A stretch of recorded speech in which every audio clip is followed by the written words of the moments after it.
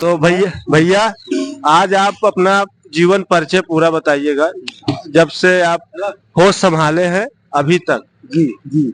और आप पूरी अपनी जीवन की जो भी कहानियां हैं आप बताना, और आप जो कहेंगे सच कहेंगे।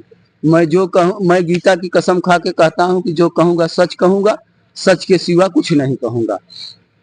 आप एक बात बताइए, अपने ग्राम सभा परवा में कितना विकास आपको नजर आ रहा है? देखो, ग्राम सभा परवा 2 मौजा से बना है। अपने गांव सभा का विकास दर होए तो शून्य है। जो हमारे यहाँ के प्रधान जी हैं ना, उनकी बात ही निराली है। वो तो अपने अपने अपने मोहल्ले में तो थोड़ा बहुत विकास किए हैं, लेकिन और धारूपुर के नाम पर तो शून्य है। 1 रुपए का विकास दर नहीं है। अब क्या बताएं। जैसे बगल आपका ग्राम सभा शाहीपुर है, वहाँ इंटरलॉकिंग बहुत जगह बिछाया जा रहा है, यहाँ क्यों नहीं हो रहा है? अब यहाँ इंटरलॉकिंग नहीं बिछा रहे हैं, बता रहे हैं ना कि अपने तरफ तो कुल व्यवस्था कर रहे हैं। 2 मौजा मिलके बना है ना, परवा ग्राम सभा धारूपुर, और धारूपुर में तो जैसे उनको सांप सूंघ गया है। नहीं, और जो प्रधान जी थी, उनके पति प्रधान होने के 3-4 दिन के बाद खत्म हो गए। तो थोड़ा वो थे तो थोड़ा कुछ सोचते थे, लेकिन अब एक उनका भतीजा है, क्या बताऊं, न पढ़ा न लिखा, और उसके बाद हुस टाइप का है। उसको तो कुछ समझ ही में नहीं आता कि धारूपुर गांव है। नहीं, जैसे योजना जो आया है तो हर प्रधान के लिए आया है कि इनके लिए नहीं आया है? देखा, अपने गांव सभा के जो व्यक्ति भी है ना, जब तक प्रधानी का चुनाव रहेगा तब तक खूब उसके बारे में सोचेंगे। जब प्रधानी खत्म हो गया तो क्या विकास हो रहा है, क्या हो रहा है, कोई सोचबा ही नहीं करता। कौन तो पैसा पोट चली जा रही है क्या? पैसा तो दूसरे हिसाब से आता है। पैसा अपना फंड लगा के काम करो, फिर सरकार पैसा देती। भाई मैंने सुना है, मैं देखा नहीं हूँ कि पैसा पहले खाते में आता है कि पहले अपना पैसा लगा के करो। अब जैसा हो मुझे पूरा इसके बारे में पता नहीं है, लेकिन 1-2 बुद्धिजीवियों से पूछा है तो उन्होंने बताया है कि पैसा पहले अपना लगा के विकास करो, फिर उसके बाद फंड में पैसा आएगा तो पास होगा। तो लेकिन और जो प्रधान कर रहे हैं तो वो भी तो ऐसे करते होंगे। अरे भाई, और गांव के प्रधान एक हमारे गंगा पार के प्रधान है, पट्टीनाथ राय के पूरा। उन्होंने तो इतना काम किया है कि जबकि उस गांव में अकेले हैं वो खदरहा नहीं, और कोई मिसिर है, और वहाँ खदरहा का बोलबाला है, लेकिन वो इतना काम किए हैं कि पूछो मत। भाई सराहनीय प्रधान है, माने पड़े। वो विरोध तो दुनिया में एक दूसरे के होते ही हैं, लेकिन उन्होंने कोई भी दुख सुख पड़ता है तो 10,000 5,000 10,000 5,000 रुपया वो घर से तो नहीं देते होंगे, लेकिन वही जो गांव का पैसा आया कैसे भी करते होंगे। भाई सहयोग तो कर रहे हैं ना लोगों। बहुत उस गांव में कोई ऐसा बच्चा नहीं है जिसका वृद्धा पेंशन न हुआ हो, जिसका कोई काम। सराहनीय प्रधान जी हैं, क्योंकि उस गांव में इतना, मतलब कि वैसे देखा जाए तो वहाँ खदरहा बहुत। नहीं, अपने बगल शाहीपुर ग्राम सभा का विकास नहीं हुआ है? वहाँ भी तो विकास हो रहा है ना। शाहीपुर ग्राम सभा का कौन विकास हुआ है? अरे इंटरलॉकिंग 12 जगह बता रहे हो, लोग बिछा चुके हैं। तो भाई वहाँ का हमने नहीं देखा है। अच्छा, अब क्या बताएं भाई, अब कुछ बातें बताना बहुत गड़बड़ होगा, इसलिए नहीं बता रहे हैं। लेकिन ये है कि यहाँ तो इंटरलॉकिंग छोड़ दीजिए, खड़ंजा भी नहीं बिछ रहा है धारूपुर में, धूल उड़ रही है रोड सड़कों पे। इस पे क्या आप बोलो?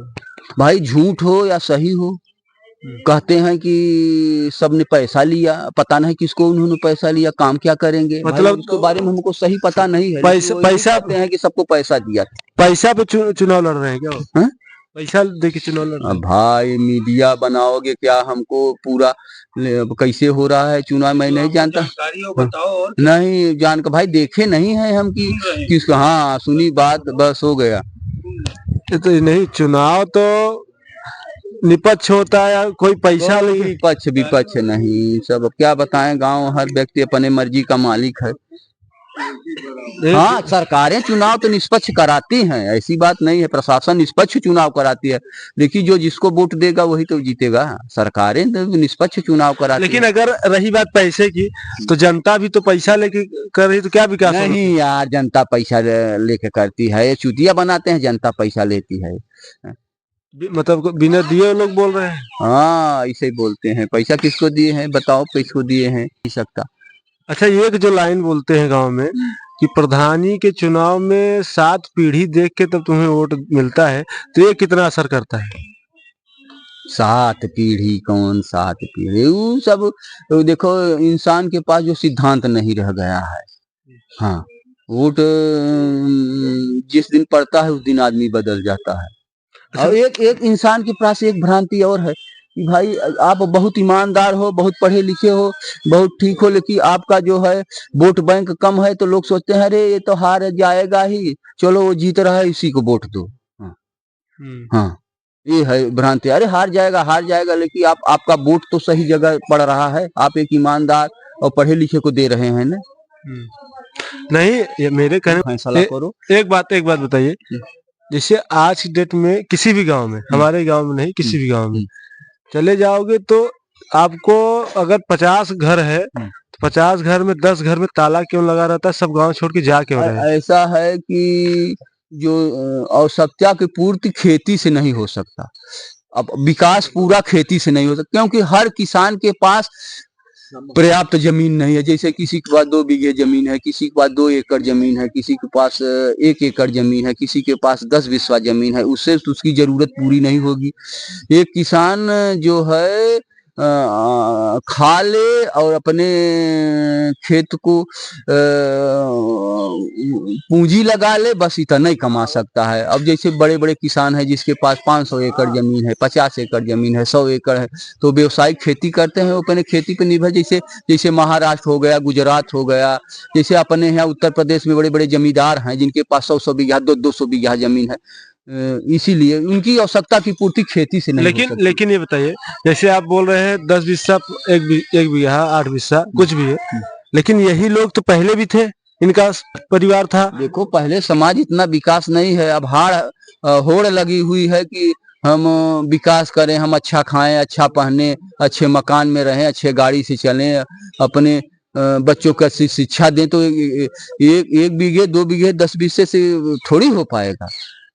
अब समझ लिए, एक शहर में सिक्योरिटी का नौकरी करने वाला जो है साल में 1 लाख 1.5 लाख रुपया बचत कर सकता है, लेकिन गांव में 10 बीघा जोतने वाला इंसान 1.5 लाख 2 लाख रुपया बचत करने में उसको बड़ी मेहनत करनी पड़ेगी।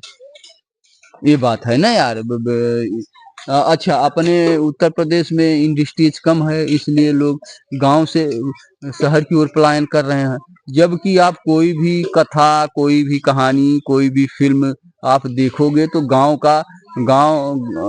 का जो है ज्यादा उसमें महत्व देते हैं। गांव में शुद्ध सब चीज है, लेकिन आप अपन जरूरतमंद की, जैसे जो जरूरतमंद की चीज 3 होती है, भोजन, कपड़ा और मकान।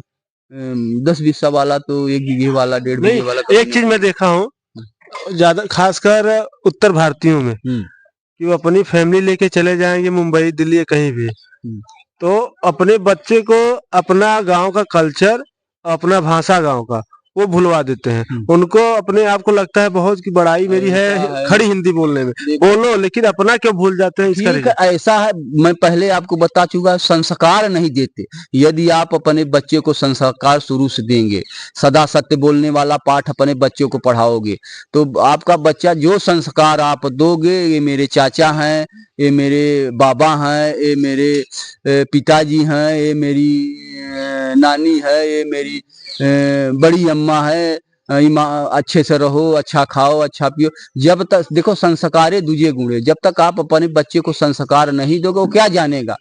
जब शुरू में शहर में पैदा हुआ तो वो क्या जानेगा गेहूं का पौधा कैसे होता है, मटर का? ये मेरे नाना है, मेरे नानी है, मेरे बड़े पिताजी हैं, छोटे पिताजी हैं। जब आप उनको बताओगे तब तो जानेगा, जब तक आप उसको बताओगे नहीं तो कैसे जानेगा? ये संस्कार जो है शहर में संस्कार नहीं। अब शुरू से कम माने कलकत्ता पढ़ा रहे हैं, यहाँ नहीं, जैसे जैसे मैं मुंबई में रहता हूँ, वहाँ पे मराठी हो गए, गुजराती हो गए, मरवारी हो गए, वो कितने बड़े पैसे वाले हों, लेकिन अपने लोगों से मिलेंगे तो अपनी भाषा यूज करते हैं अपने गांव का। और अपने लोग जो उत्तर भारतीय के हैं, वो जाएंगे तो वो अपना भूल जाएंगे। दिखावा है, कंगलई है, अपनी मातृभाषा को अहमियत नहीं देते न। उनका उनका रहन सहन, उनका कल्चर, उनका खान पान अपना नहीं देते वो। एक प्रकार से समझो कि तो चलिए, ये थे हमारे साथ शिवाकांत पांडे, और गांव के बहुत प्यारे नाम है इनके, छुटकू भैया।